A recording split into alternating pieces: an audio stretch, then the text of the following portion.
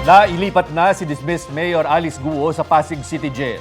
Kasunod yan ang paglabas ng warrant of arrest ng Pasig Regional Trial Court para sa kasong qualified human trafficking. Dinala siya roon mula sa Camp Crame kung saan isinailalim muna si Guo sa medical examination ayon sa PNP. Batay sa x-ray results ni Guo, posibleng may impeksyon sa baga ang dating alkalde. Ia-isolate daw si Guo kasama ang 3 inmate na may tuberculosis sa maliit na selda. Isa sa ilalim sa diagnostic test si Guo para makumpirmang hindi siya makakahawa ng ibang inmate. Ang iba pang detalye, abangan maya-maya lang.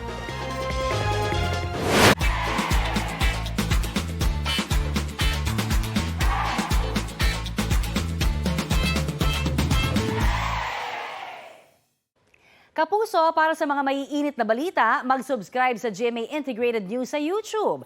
Sa mga kapuso naman abroad, subaybayan nyo kami sa GMA Pinoy TV at sa www.gmanews.tv.